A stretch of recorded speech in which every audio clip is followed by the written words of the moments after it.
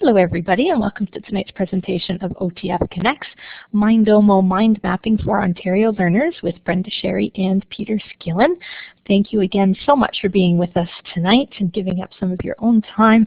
On behalf of Sirius Gurhan, who's the administrator and facilitator of the OTF Connects program, OTF is always very appreciative of the extra time that its members give up to further their own learning and that of their students. We're especially happy and grateful to have Brenda and Peter with us tonight sharing this cool and amazing duo. Brenda and Peter have been around since the very beginning of OTF Connects in a previous century, I'm sure. Haha, not really. But we're always happy to have them back with us. And I'm just going to quickly show where our participants are joining us from tonight. And we're always thrilled to see folks from all over the place, and we know we've got someone up in the north of Sault Ste. Marie, a fair bit up there, and so we're always happy to welcome everyone from all over the province. So now I'm going to hand things over to Peter and Brenda, who are going to introduce us to Mindomo. Great, thank you very much, Felice. Glad to be here, and thanks to everyone for coming. I'm actually glad we've got the group size that we do so that we can really mess around with this tool.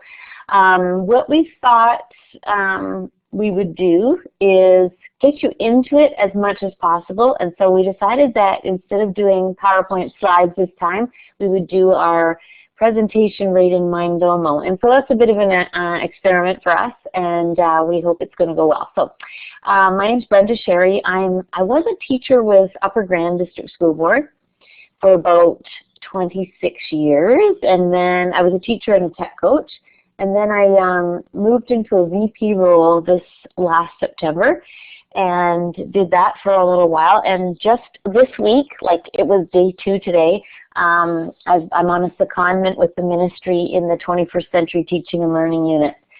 And so I am like, my head is a little spinny this week learning new things. So yeah, and I'm old, Peter, that's right.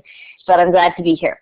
While Peter's introducing himself, and I should have asked this first, but what I'd like you to do in the chat is talk about what other kinds of graphic organizer software you might have used in the past or are using now, and what do you think are the best features of that software? And Peter, would you take a minute to introduce yourself, please? Hi, I'm Peter Skillen, and I've been teaching since 1970, so guess what? I'm just a little older.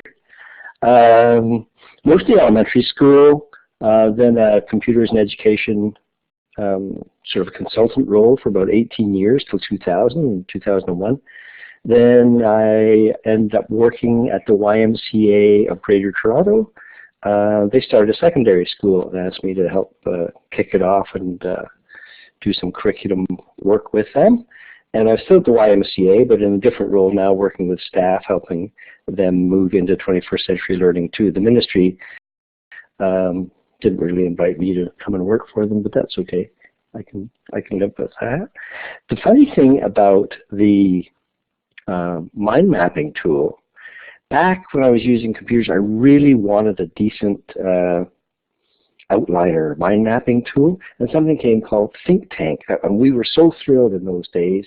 It was this outliner, and it was an outliner that was similar to the Microsoft Word outliner, but we wanted something that was a little more fluid and not so linear, and out came something called Calliope, and so we all gravitated towards that and purchased that. It was awesome. It eventually became Inspiration, which many of you know. So this is sort of the trajectory of things now. Now we have this one in the online space that Brenda's really going to spend most of the time talking about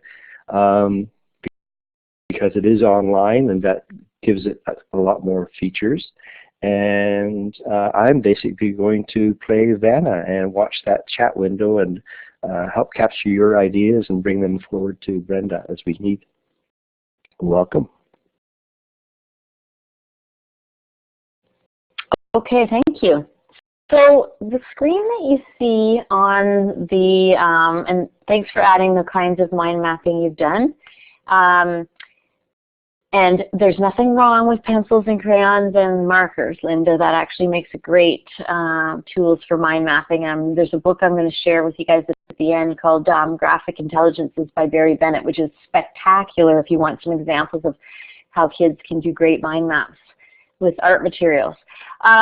This is what Mindomo, the login screen looks like. And we're not going to actually take you to log in right now because there is a special way that you will do this with a school code and with your board access, similar to Bitstrips. If any of you have used Bitstrips, the ministry has provided a different way to log in. So what we've done is we've created 2 mind maps that are going to be totally open to the public, and those are the ones that we're going to look at. The first one will be just a map that we're going to look at together. You won't be able to edit this one. We're going to walk through that'll be our presentation part of this webinar, and we're going to show you the features through that mind map we've created. And then we're going to have a sandbox link that we give you where we're all going to jump into one mind map and play around and mess around and ask questions and try things and do that. So I hope you're comfortable, as Louise said, with having 2 windows open and kind of flipping between the 2 things, because that's sort of what we're going to need you to do. If you run into trouble with that, please let us know. Peter's going to pretty much monitor the chat, and so that questions that you have or comments that you're making as we go are going to be addressed, and I'm going to walk you through the mind map. So the first thing you could do for me is, if that sounds good, you could give me a green check mark, because we're going to use that check mark a few times. So let's see if we can get people using it. Madeline has stepped away. JC, awesome. People are finding that pretty fast. I know we have some newbies here, so remember that's under your name. It's the polling tool.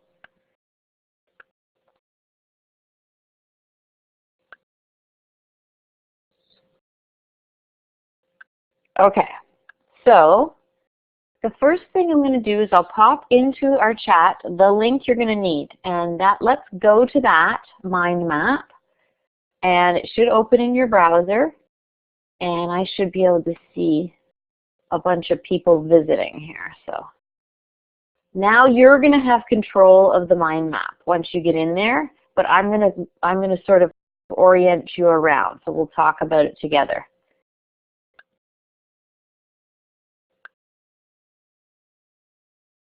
Have you clicked on it, Peter?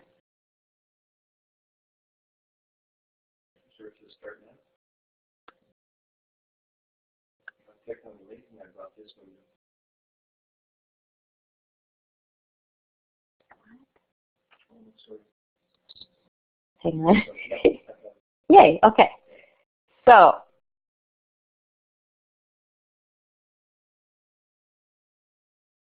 I'm sorry. Oh, what browser? No, actually, I've used it well, I've used it mostly in Chrome and Firefox, and it's been really good, and it's really nice on the iPad too. Okay, so I'm assuming that people are in the mind map. Now, is it going to be too confusing to ask you to go back to your spot and give me a check mark, or grab the mic and let me know that you're in there? Amanda's in. She's working her chat and her mind map. Awesome. Okay. So what I'm going to ask you to do is, as we get to know this, this interface here, in the bottom right-hand corner you have a plus sign, a dash, and a screen orientation button. When you hit that plus sign, you're going to be able to zoom in on pieces of the mind map. The first part that we're going to talk about, and when you hover your mouse around it, you're able to move the mind map all around. So the first part we're going to talk about is the purple section. So we'd like you to zoom in so you can see that purple section and move it around if you need to. And as I get talking, if you have any questions, you're going to ask them in the chat or grab the mic, and we'll go from there. So OSAPAC is the Ontario Software Acquisition Program Advisory Committee, and those are the folks that are on it. It's made up of teachers, a couple of administrators, CIO, which is a Chief Information Officer, some ministry folks, and these people get together several times a year, and they are responsible for procuring what used to be software and sending it out for licensing it and sending it out to the province. What's happening now is we're sort of having a shift in that role, and they're becoming a digital resource advisory for the province. So that means that they have worked on product licensing, things like Mindomo, and they've also been working away the last year on some resource development. So you can see that in this section we've used our bubbles, we've created them, we've changed them all purple, and then you'll see beside each of the bubbles that there's a little web link. So that would take you to all of these projects that OSAPAC has been involved with. So they've been developing a website, refreshing their website for you. They have, the second one is Awesome MOOC. So there is a massively open online community where school leaders or teachers or administrators are meeting usually on Tuesday nights to have conversations, kind of like what we're doing here in a web format, and also people around the province are blogging. So if you're interested in getting involved and connected with that, with those connected learners, that's a really neat project. The next one is a SAMR project. So hopefully you're clicking on these or zooming in so that you can see the little postcards a little better. SAMR is a framework for technology integration. So there's examples of teacher-created lessons that you can see. And the third project they've worked on is a digital citizenship resource for teachers from K to 12. And I've been using that quite a bit with my students the first part of this year, and it's quite good. So I would urge you to, at another time, check out these links, or if you're the kind of multitasker that'll be doing that while we're talking, go there and check out some of the new things we're doing. And then we do product licensing. And the link that I've given you there takes you to the OSAPAC website, and you'll be able to really browse around and see what's available in terms of software. Okay, so I'm going to sort of zoom out now, and I'd like you to go, if you can move your map up to the green section, which is sort of up top.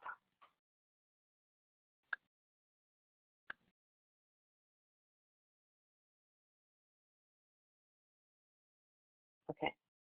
All right, so hopefully you're in the green section and you're letting Peter know if you're not able to find that. So what happens every year is that OSAPAC, on that site where you've got that link, they have a survey. They want to know what teachers need, what do they want. And we really would urge you to get on that survey and tell us what you need. I'm a member of the committee, and both projects, actually, a lot of our projects right now are related to the response we got from teachers. So, for example, one of the things that teachers really wanted was some guidance around digital citizenship. And so that's why we created a resource that helped people put together all the good resources online and put them into lesson formats so people could see examples. Right now, we're looking for interactive math and science software. So there's been a call out for that because a lot of people requested that. So that committee is really looking at what you need. And one of the things that came up was teachers wanted a graphic organizer software. They knew that Smart Ideas, which is one we've been using in the province in the past, was going to be phased out. So the thought of not having something to work with was really distressing people. And you can see that the other thing that we need to think about on this committee nowadays is it's no longer a software title that gets sent out to schools and installed on desktops necessarily. People have some desktops, but now we're looking at Chromebooks and tablets and laptops and iPads and all kinds of operating systems. So whatever is chosen from now on will be something that's accessible to all kinds of devices.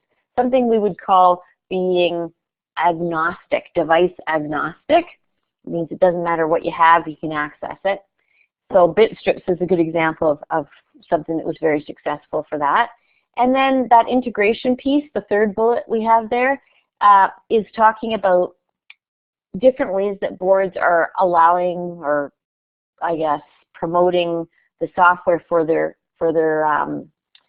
teachers and students. So many of you might be using a learning management system, a virtual learning environment called Desire to Learn, or D2L, and all of the software or digital resources that are being chosen from this time forward now have to be able to be integrated in those ways. So these are the things that make Mindomo really good. You can use it if you're a Google Apps for Education board, you can use it on Desire to Learn, or you can just use it by having your students in with a login, similar to Bitstrip. You control that as a teacher. Okay, any questions coming up there in the chat, Peter? No, everything's good. You might want to just, Okay, I will ask if everything's going fine. Have we got green check marks for people who are seeing and maneuvering around that map? Great. Thank you. Okay, let's move down to the blue section before we do a walk around of the interface here. So graphic organizers, really I find Mindomo is more designed for mind mapping than perhaps other kinds of concept mapping. So if you've been an inspiration user in the past, then you're used to a whole bunch of templates, and I will say there are templates in Mindomo. What you will not find as of yet, although it's a pretty new company, so they're responding to some of our requests, is you won't find an outline view, and you won't find, your links are a little bit harder to work with. But the beauty of this software, I think, and it's why I really love it, and Peter has loved it, he's been using it as well, is the collaboration pieces. It's collaborative, and the ease with which you can add multimedia. So kids love it. As soon as they, with students, I've worked with 5 different classes this year, introducing it to them from grades 3 to 5, and really it doesn't take them long to be really communicating through images, sound, video, text, and other, we haven't attached files, but they do all kinds of stuff. So let's talk about the collaborative piece first. Once kids are in, you can have a multitude of users in one map editing. They can add comments to each other's work. So that's one of the big things that I've been doing, is working on how students can give each other feedback, what that looks like, building a success criteria about good commenting and that kind of thing. You can have multiple concurrent editors, like I just said. You can create a task list, so students could be working on one map together and they could be setting up to-dos. You can also track history, version histories.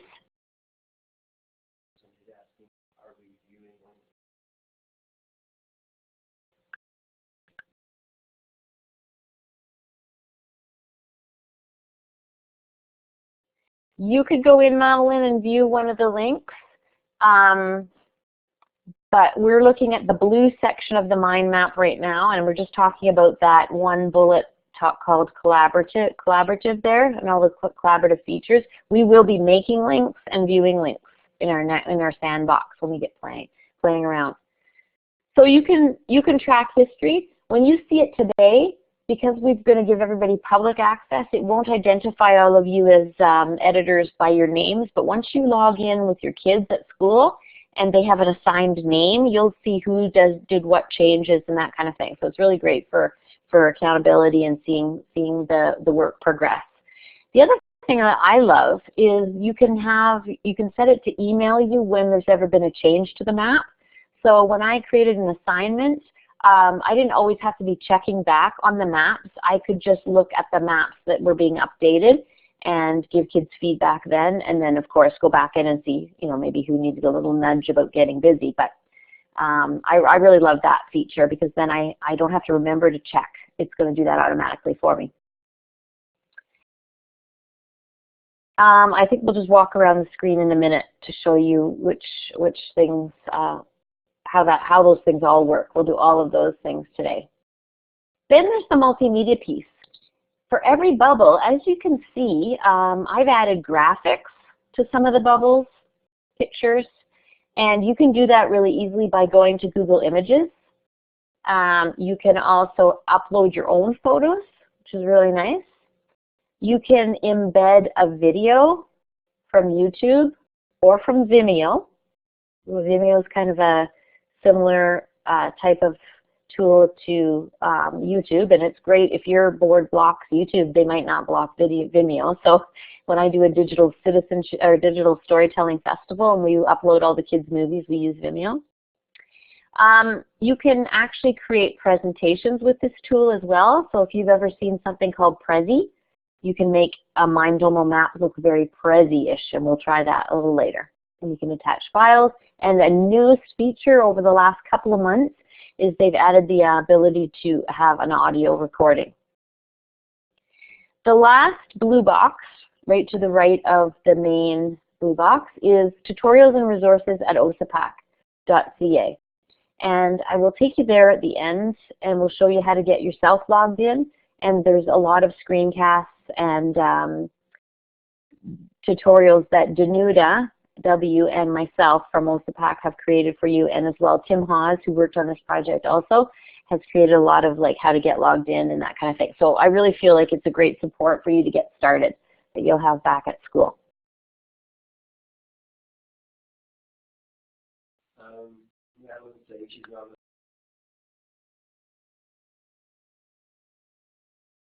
So there's the link again. Can you try clicking that again? She might have got kicked out and then come back in and missed the link, actually. She's got a 2 beside her name. Okay, you're still in Collaborate. With that link, that will link you out to your browser and start up your browser and show you the Mindomo map that Brenda is speaking of. Oh, you got it. Perfect. Thank you. So you've seen, as we set this up, we tried to sort of include a few of the things that we'll be able to play around with in a few minutes right now. So you can see the pictures are there. You can see how you can change the color of text. You could change the shape and color of your bubbles. You can add links. You can sort of change the shape of your sections. So your trees, they're called. So the green set was sort of like a tree version to the right, whereas my blue and purple mind maps were more like a random sort of circle type mind map. You can attach the links and emoticons. So when you see that little smiley face, those are things that kids can put on to indicate emotions and that kind of thing. Any questions about what we just talked about, just the overall talking about Mindomo before we get into it?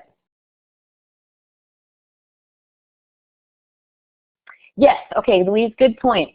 Notice that the grayed out sort of bubble connectors are links that will happen automatically when you make a subtopic. You guys will be you'll be making your own subtopics in just a second. The other one, the red one, is a relationship that you connect later.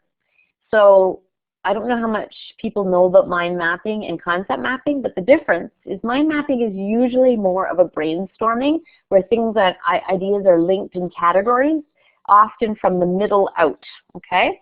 A concept map is usually a graphic that is a main idea on top, and then transferring out from the main idea are the subcategories, and then again subcategories of subcategories. So bigger ideas at the top and then more detailed ideas following.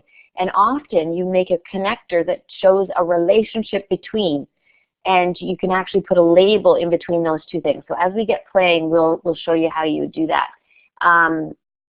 That's what makes concept mapping a little stronger in the terms of instructional practice, because it really gives kids an opportunity to make connections between ideas. A little more than just sharing ideas, okay?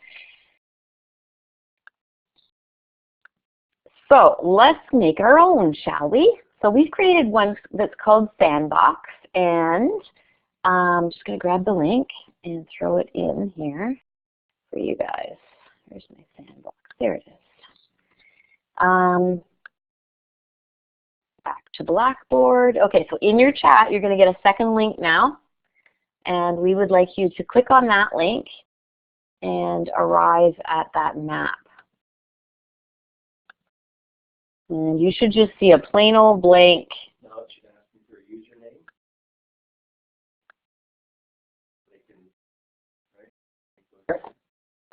Sure. So you'll arrive at a page that asks for username or email, or log in with an existing account. So basically you can just put in, you know, your first name or whatever and log in. You don't have to have an account and you don't have to put your email. You can just make up a name or use the name that you signed in to tonight. Doesn't matter. Okay, and I'm seeing them come in because now when we hover on the sandbox, I can see all the names of the people who are in there. Okay, this is great. I see Wilma, Weezy, Shelly, Brenda, Sandy, Jan, Linda. Hey, you guys, right on. Are we missing anybody? Mindmapper, we don't know who that one is, but I think we've got 15 of us. How many have we got in here? 1, 2, 3, 4, 5, 6, 7, 8, 9, 10, 11, 12, 13, 14, and I think somebody's in as me, but it's not really me. Okay, so let's take a look before you guys. I can see you guys all in the bottom of the screen. I don't see if you, I know if you probably see little faces down there. I'm the sunglasses, and Amanda has her own profile picture up there already. That's great. If you see the little comment feature beside our names all at the bottom, we could turn that on, and that's a chat. Okay, so I can say hi everyone in the chat, and we could actually be talking about what we're doing here. And it's amazing how my kids like to do this. They like to have one Chromebook out. They like to be beside each other, working on a mind map and chatting. And, you know, they're focused on the work, so I don't let them know that they're actually reading and writing in that chat. I just let them think they're having some fun working on their mind map in a different way. So there, she's a lion. Amanda's a lion. Oh, I see. You just put in your picture. Some of them I just see little heads. So some have assigned a picture and some haven't. So that's our chat. You can just turn it on or off as you'd like to see it. It won't disturb you. People will just be chatting away, and you could use that if you want. Okay, let's go across the top, and then we'll start playing with these bubbles. So the red little square in the top left-hand corner takes you to your sort of home screen. So if I click that right now, what do you guys see? Did it take you out, Peter?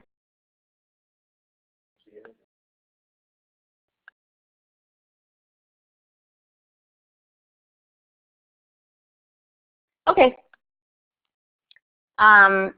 That's your home button. It would show you your list of all your maps. I'm not going to hit it again because Peter couldn't see anything. So, okay. Let's go down, let's go across the top. There's a redo and an undo button. When you guys are hovering on it, you should see that it will let you know what things are. You can insert topics, but I'm going to show you a different way to do that. You can insert your relationships, and you can change the theme. So I'm going to go ahead and change the theme for us right now, just to something slightly different.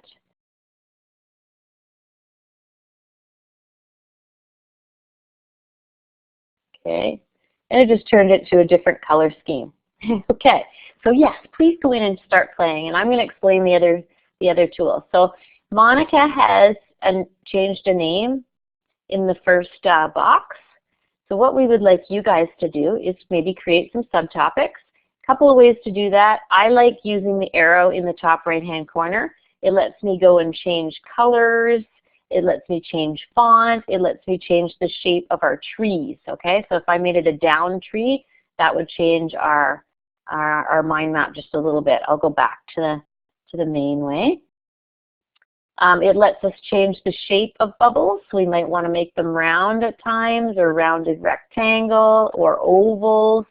And when they're clicked on, that will do it for us. Way to go. Okay. So you're just going to double click if you want to change the text. Maybe you could put your name in each one of these, and then maybe you could create some subtopics that tell us all about you. So Peter's got one, Peter's place. He's going to put some foods that he likes. I bet he's going to have some adventurous sports in there because I know that he likes jumping from planes and rock climbing and stuff like that. Okay, great. Someday we will all be old teacher dudes and dudettes, Peter. Yes, we will. Okay, so you've got that one down pat. Now,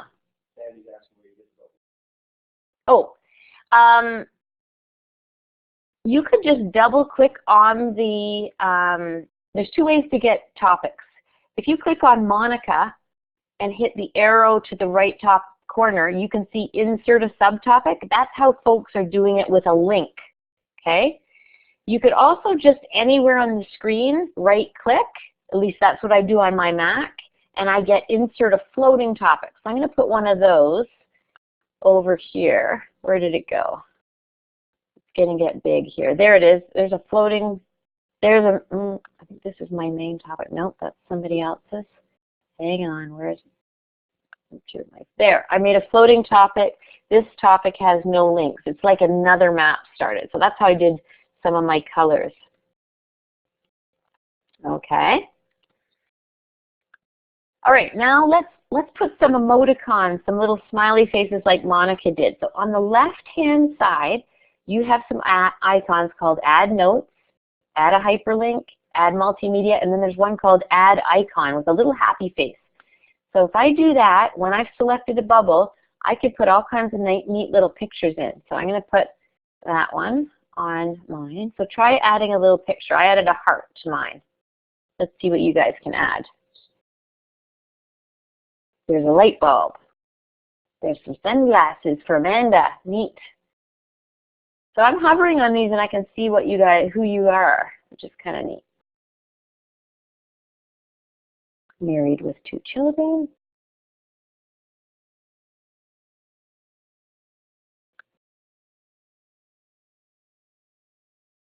Nice.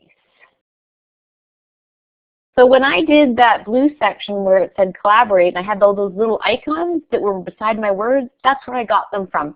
Just those little emoticons that help you add some information to your bubbles. Okay. Anybody stuck? I'm just going to go back to the chat. Sandy, you're good with the bubbles now, I hope.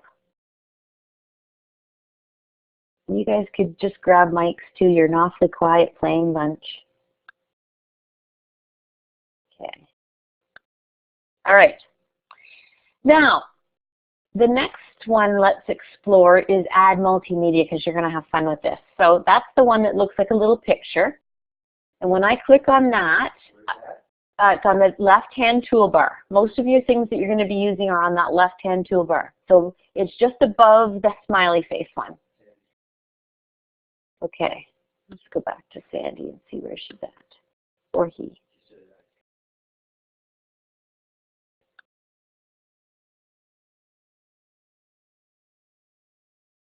Okay, can you guys hear me now? Okay, sorry. I think I forgot to push my talk button. So we're playing around with putting a picture in.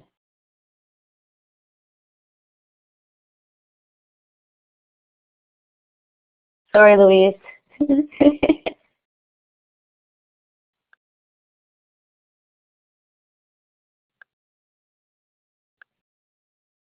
And Peter was no help because he can hear me talking. So children are loving this. The classes that I've used Mindomo with, they just, the meaning that they can create from the pictures is really amazing. And I think one of the biggest things for us to remember, we know this as teachers, but the idea of adding color, sorting things like the way you saw that I did my map with certain sections in certain colors, adding images, changing shapes, adding movies, all of these things don't just, I mean, of course they make it look beautiful and really engaging, but the other things they really help with are comprehension and memory. So this is why, you know, we use graphic organizers a lot with all of our learners, but especially those who maybe struggle. Okay, Shelley, I'll give you an example. So I was teaching media and music because I'm a planning time teacher in my half-time, I'm half-time VP, half-time teacher. And so one of the things that I like to combine the two subjects as much as I can.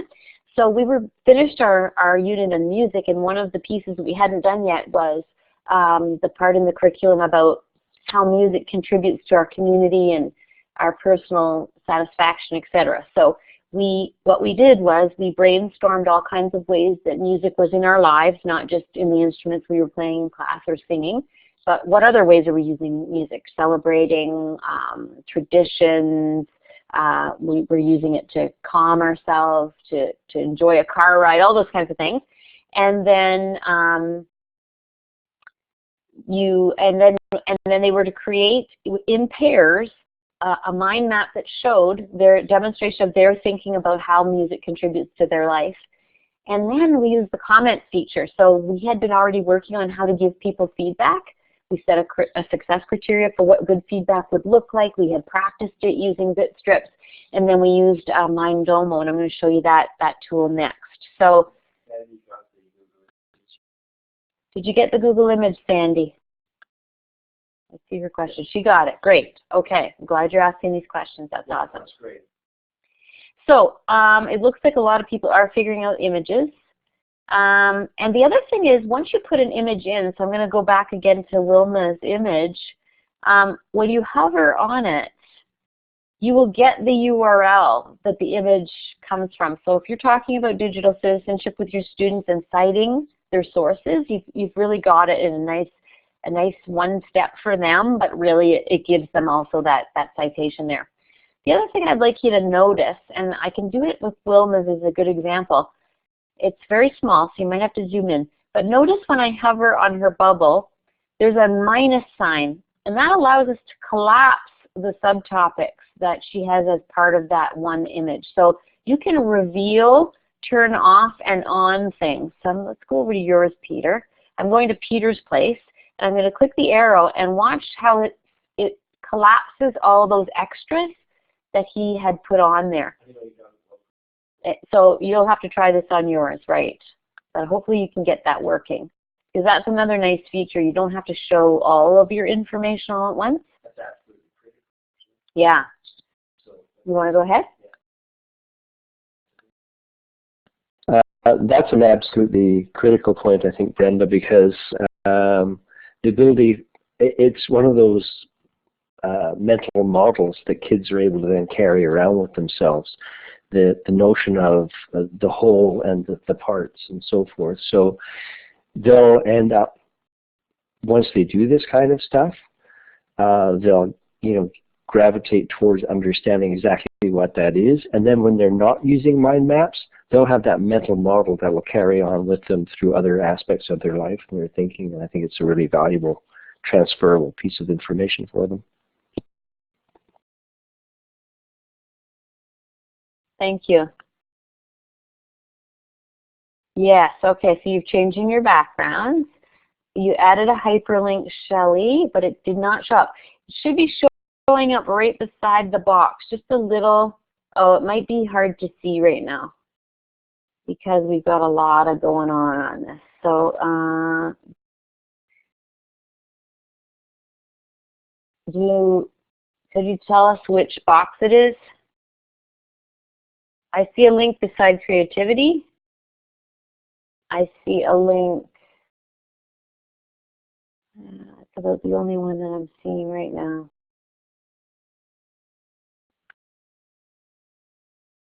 Little W. Okay. So yes, Amanda, if you've linked your class website, it'll be a little W. You also get a little W if you're a WordPress site. So you said Weebly, and then you'll get other little links. Good. Okay, Shelley, that's awesome. Now, what if we were going to make comments on each other's bubbles? So what we would do is, I'm going to go up to The Flash is my favorite movie one there, and I would select it, so it's turned blue for me, And then just below, two below the little happy face on your left-hand menu is something called Add Comments. And it lets you make a comment about, so I'm going to say, thanks for sharing that YouTube video. And I'm going to just close it. So you just sort of hit enter, and then you can X your comment out. And now the person who created that Flash is my favorite video has a little comment piece, a little comment icon right to the right of their box. And when you hover on it, it shows the comment. So let's try giving each other some comments here. See how that works.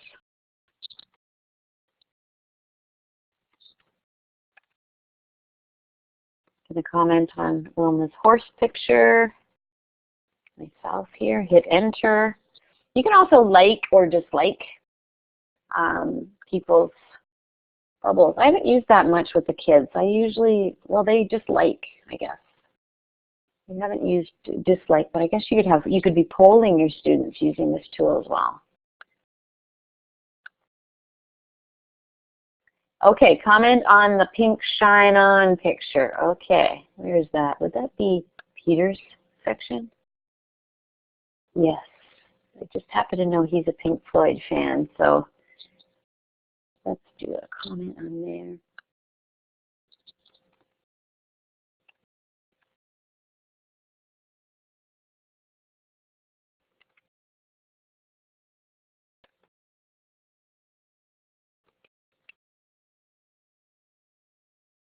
Okay, I'm hoping that's working for people, or if it isn't, you're going to jump on the mic or say it in the chat. Oh, it's Peter messing with your things. Okay, he's that one kid in the class that you have to watch out for, Amanda. He's always going to be deleting your things as you're showing kids. Okay, and you folks are using the chat, I'm just noticing, because I'm seeing notifications in there. So I'm seeing that JC's putting pictures of her son at Thanksgiving. Cool. Oh, now there's an interesting issue. She's got it rotated. And I'm not exactly sure how to get that the other way. Let's try to just stretch the box. Sometimes I find Google does that. Hope you guys are having fun, because it is fun to use. You could use this, you were asking for other examples. This would be a really nice way for kids to synthesize at the end of a unit, something like a study sheet. And wouldn't that be cool to do that collaboratively too? So that kids are helping each other make notes. You know what, Wilma? It's confusing because there's a lot of us in here. So I could tell you also, yeah. If you were working in a pair, it'd be a lot easier because you'd know who was working with what. Yes, you set your class up to collaborate together. You get a class code and a school code. And we'll show you in a minute how you guys will get logged in with your own accounts. And then I'll show you where to find the how-tos on how to get your class set up. I just had them go to Mindomo, and they have to make a new account and put a school code in. So yeah, I would say 2 or 3. Yeah. Which is true of a lot of our collaboration in class, right? You're going to get the best results. If you ever wanted to delete any of those boxes, and here would be a good challenge. Can you delete someone else's box? So maybe look at one called like subtopic or main topic where someone's not really put anything of their own in. And you would just click on, I'm going to use one sort of down towards the bottom above the mind map or picture. And I'm going to highlight it. I'm going to click my arrow and I just find delete and I remove it, delete. So digital citizenship discussions necessary. Oh yeah. You know, how do we respect each other's work? What do we do? What is collaboration going to look like for our class? That's all really important before you go it. Okay, Madeline, if you right-click on, now it's going to be a little trickier because we're in a wide open map. So I have a feeling it will not work as nicely as it will once you have kids in a classroom for revision history. But I'm going to click on, say, Shelley's Play Space, and I'm going to hit my arrow again. As you can see, you go to that arrow quite often. And there's something called Tools. And then, oops, all of a sudden my mouse is not working. Oh, there we go. Tools and View Changes for Topic. And that lets me see everybody's work. But right now you're all in as me. At least that's from my view. And I think that's because you're not on a student account yet. So Diane was asking, where are you now, Brenda? And I just said you're still in the sandbox area where it was created. Yes. Yeah. What is the bookmark feature? Okay, you know what? I have not looked at that one a lot. So let's look at it. Jan's missing what the last slide said.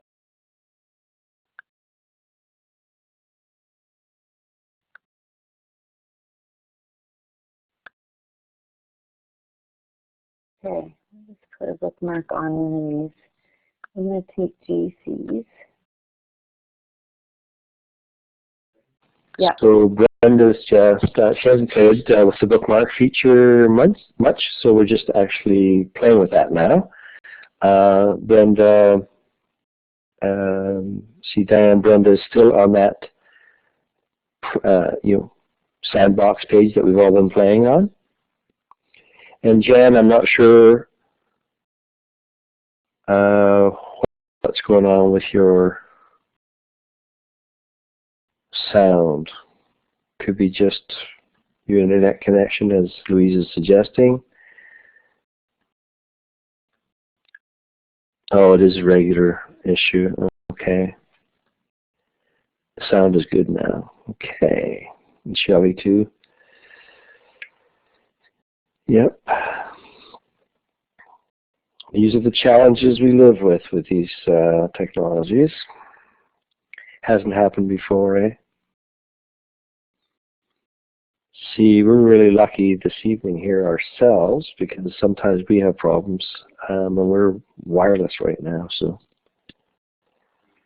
usually we like to be wired when we're at the organizing end. So,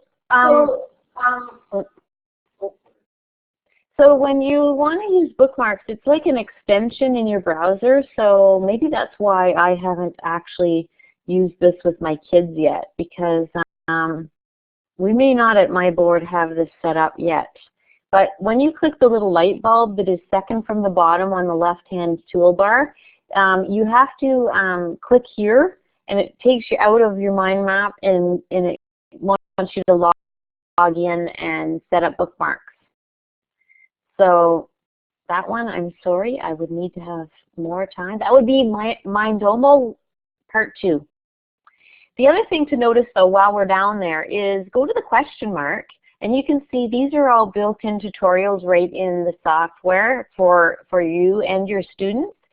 They don't have an audio component, these ones. The ones that we did at the OSAPAC committee do, and I'll show you those in a second.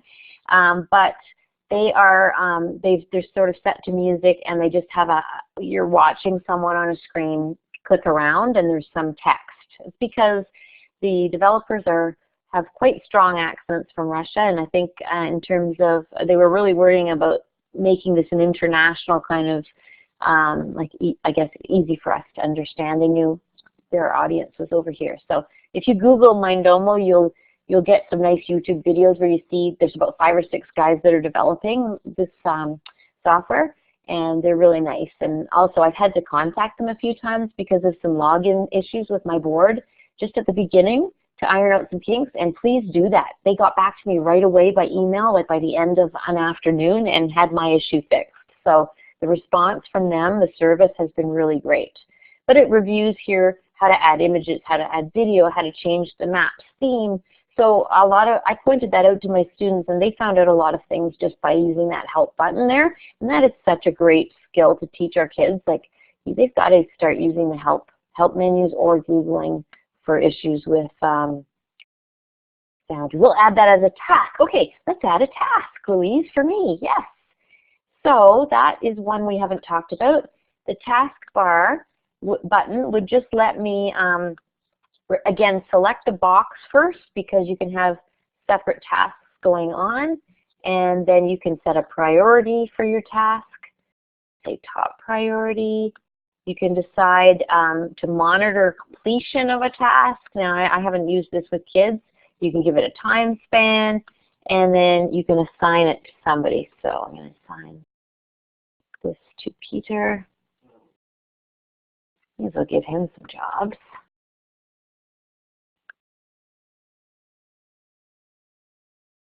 Wow, so if you're a teacher who's really into the analytics piece and seeing who's been on how often, you might like that task bar button. You might have kids who would like that. I tend to not do that. If I can get them completing something and sharing it with me, I'm pretty happy. How do I get notified? Okay, so let me just go into there. So my there. question is, how do I get notified that there's a task? All my notifications come in on the email that I've set this up with. So it has to be your board email. So imagine that's where your task notifications will come in too.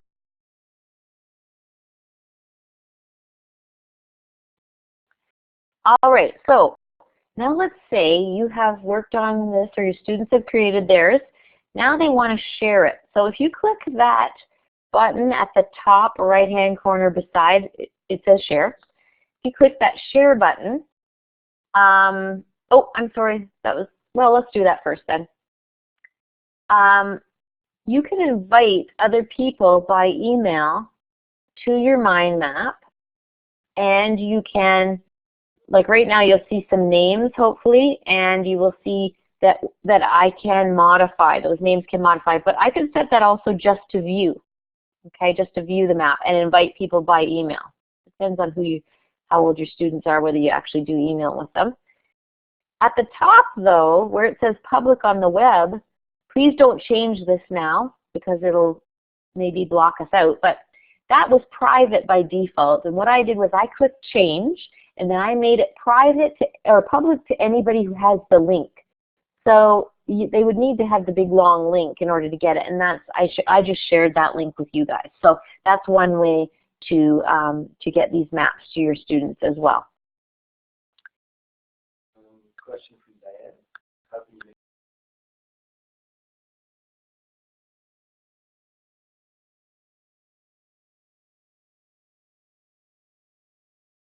Diane, is your question about making the box smaller or?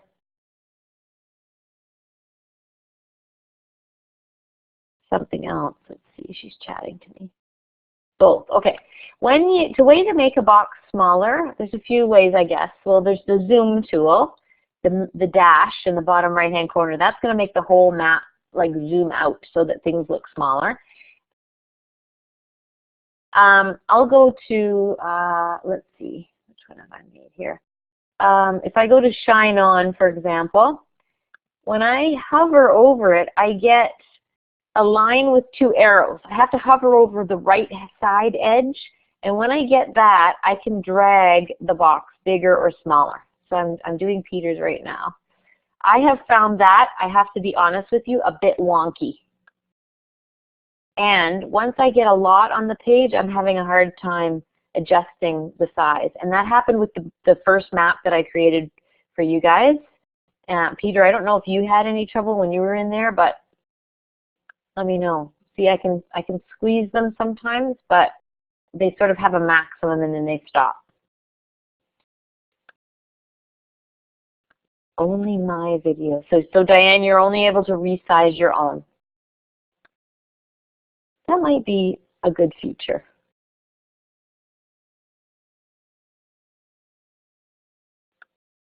Because your video is a little separate. Yeah, it's just a bit fiddly, I find.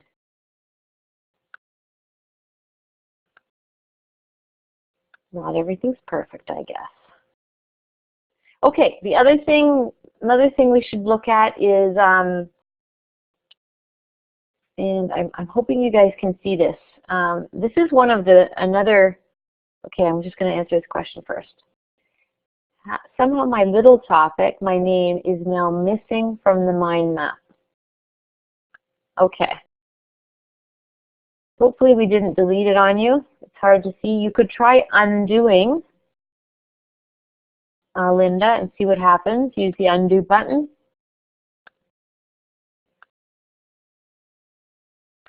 The other thing I'd like to show you is how many ways you can export this. So there is a little set of 3 horizontal lines in the top left-hand corner. Some people call those hot dogs. The Google people call them hot dogs.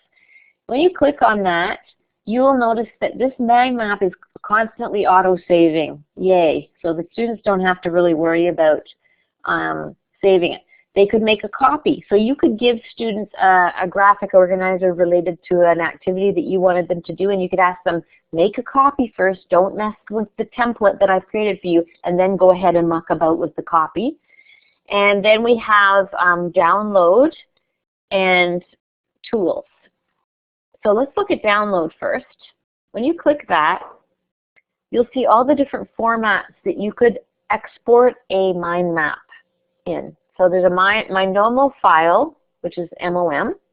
So if you were, I don't know, putting them on flash drives or emailing them to people, you could email them as Mindomo files. And then you can also make PDFs. You could change it into PowerPoint. Lots of different options there. And there should be one more. It's down below. Okay, I thought it was up top at first. Maybe they've changed that. If you look at the very bottom to the left of the download button, you can see export to Google.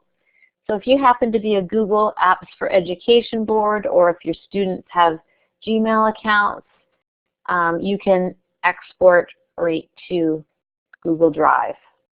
Nice on the iPads. So hot dogs, download. It's right at the bottom of the page. I had to scroll down a little bit to see it. Beside the download button. You do not have it? Okay, I'm wondering if, well, I'm wondering, yeah.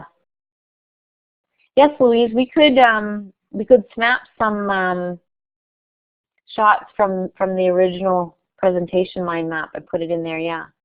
Okay, I'm wondering maybe because the owner can download and you guys can't, so that's probably the option. Diane, it's a set of 3 vertical, I know hot dog is such a weird word to use, horizontal lines at the top left-hand corner. It's beside the red button, top left. To the right of top left is these 3 little buttons, 3 little lines. Found it? Okay, great. Google option. You see, I'm a Google Apps for Education board, so I'm logged in as my UG Cloud, we call it, our Google address. Maybe that's why you folks don't have that access. Right. That makes sense, right? Yeah.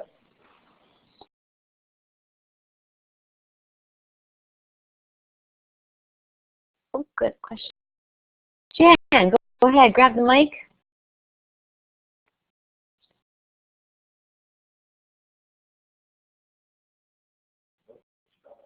I think she either pushed it by mistake or something was going on there. Okay, what else do I want to show you? Let me just look at my list. Yeah, the slideshow. This one's going to be challenging. I'm not sure how we're going to do it, but we didn't do any audio recording. I think that would get a little messy. But let me show you. Maybe I could show you how that would work. No, you know what? It might not work with my mic the way it is. Louise will be the expert on knowing that, but I don't know if I could actually record. Okay. Thank you, Peter. Are you doing that for Jan? You could try and just see what happens. Okay, let's see. So I'm going to go to, I've highlighted the middle box because that's where I want my audio recording to go, my main idea. And then I'm going to add multimedia. And that's the little picture icon on the left-hand side. There's a sound recorder. So I'm going to click that, and it's asking me, you guys probably don't see this, it's asking me to allow my microphone, and it gives me a button record here. I am loving this new tool for Ontario schools called Mindomo. I click stop, I save it, it says uploading file.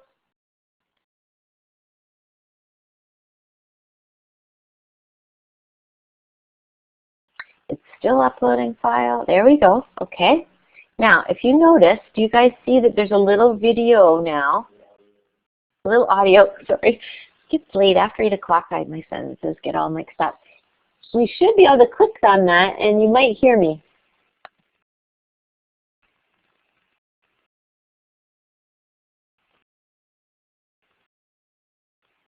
I heard me. So I don't know if you heard me or whether you guys all have to click on it and whether you can hear it.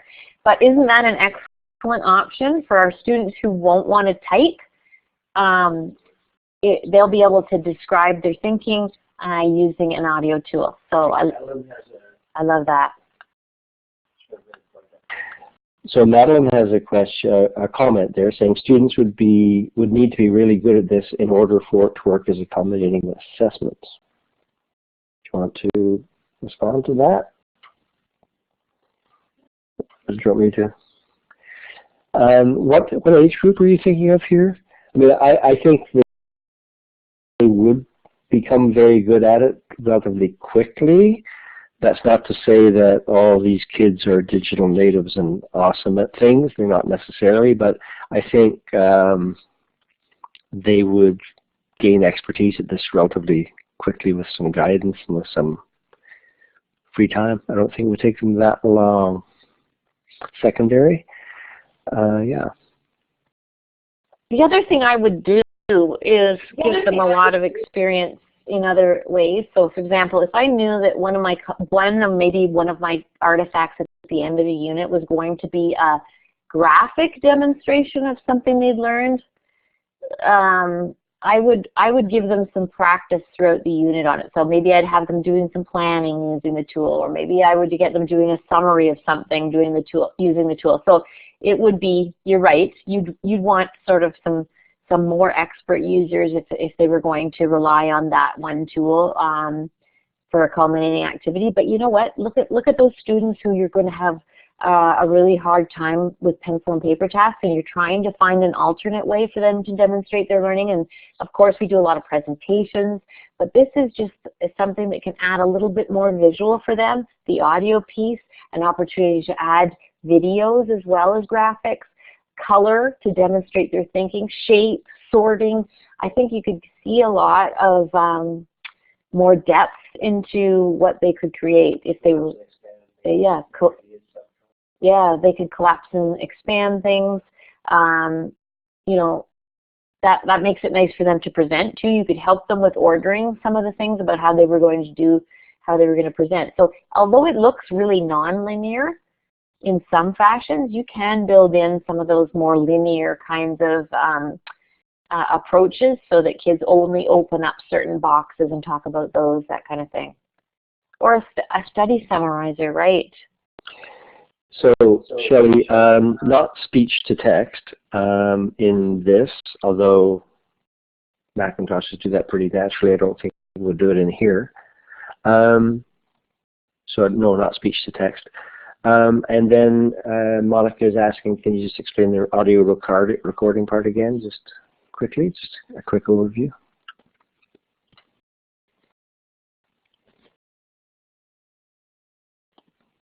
As I turn on my talk button, there we go.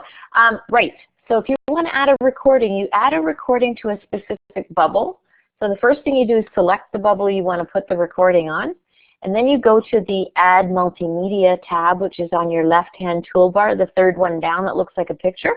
And when you click that, you see your list of attachments, Mindomo, Maps, Google, but down at the bottom right-hand corner of the pop-up box is Sound Recorder. You click that. It's going to ask if you're allowed to use your microphone, and you say allow, and then it'll prompt you to start recording and stop recording. And then it will upload it and put it right in the bubble for you. Yeah, I really like that. One thing we haven't talked about is, let's say kids wanted to make notes about topics. So I'm going to go over here again to the video one near Diane's name. you would select a bubble, and then the top button that we haven't talked about is Add Notes, and that gives you a really formatable sticky note type of place. So I'm going to just say this is my note on my topic, and you're hitting enter, and then when you close it, we now see beside one of those dots, now you see the little icon related to something else, but you also see a little notepad or sticky note, and that indicates that there's a note on there. And when you click on it, up it pops. So you guys might try writing a note. And what I did with this one is I'm really into the book called Making Thinking Visible, and it talks about some really nice routines that you can use to get kids synthesizing ideas, which I find always a challenge when you're doing inquiry-based programs. Like, how do we make sure that we're all learning from each other? How do we make sure we're building knowledge, constructing knowledge, sharing it, and that kind of thing? So one of their routines is called I used to think, now I think. And they don't suggest doing it digitally in this book. They do it on the paper that you post around the room, which I think is awesome as well. But the way I did it at the end of an activity with students is I just said, okay, you're going to click on your middle bubble, click on your note, and do your I used to think, now I think right in there as a note. And there it was attached to the mind map. So I thought that was really an easy way as an exit ticket or something like that. Like really as an exit ticket, you could just pop it into a note and students could put a response there for you. Okay, presentations. This is the last thing to cover. And then we'll pop you out to show you how to make your own account so that you can get started and where to find the OSAPAC resources. And that'll be a web share, I think, if we can, please. There is a presentation icon in the top right-hand corner. This one's a little harder to explain, so what I would suggest is that when you're playing around by yourself and you want to see it, that you go to the video tutorials and watch them do it, because I went there a few times before I got the hang of it. You click the presenter button, and it will ask you to highlight, and you guys, I guess, will be doing this on your own. When I click the presenter button, it makes one slide that is the whole screen pretty much, and it's going to be much larger than usual. I can check. Yeah, this is a big, huge map that you wouldn't normally have. Like, we're very big here, but so I'm stretching it to as far as I can. It's sort of like a selection. Then I'm going to add a slide, and then I'm going to select something else. So I'm going to go to the My Flash one. I just click and drag to select, and it gives me number 2. And then I add number 3. I don't know if they're seeing this. They are not, right, Peter? No. No. So that's kind of tricky. And if I go into mode, so what you're going to do is basically you're just going to select, if you've ever used Prezi, you're going to select pieces, and then you're going to control it by the number of slides you have in the top, and you're going to be able to move them around in any order you want. And then it's going to zoom in on certain slides, and kids can talk about slides they can control it themselves. So, I mean, that's another amazing thing that this was doing. And I loved that about Inspiration. Inspiration version 9, I think it was, started to add the presentation tool. So to me, that was really spectacular, especially for students who struggled, because they didn't have to do slides. Once they did this organizer and they put a lot of their thinking into creating the mind map, they could turn it into a presentation. They didn't have to rethink that into a presentation tool software, you know, if you know what I mean. So that's a big bonus. So that might be a little bit of a more extra type of learning for this. Okay, so could we go back to the Blackboard area? And Louise, what I'd like to do is share one little video that will show these folks how they will start to get logged in and where they would find the OSAPAC resources. So I think a web tour might be our best bet. Okie dokie. And I'm going to pop it into the, I'll put it into the chat. All right. I'll wait till you give that link in there.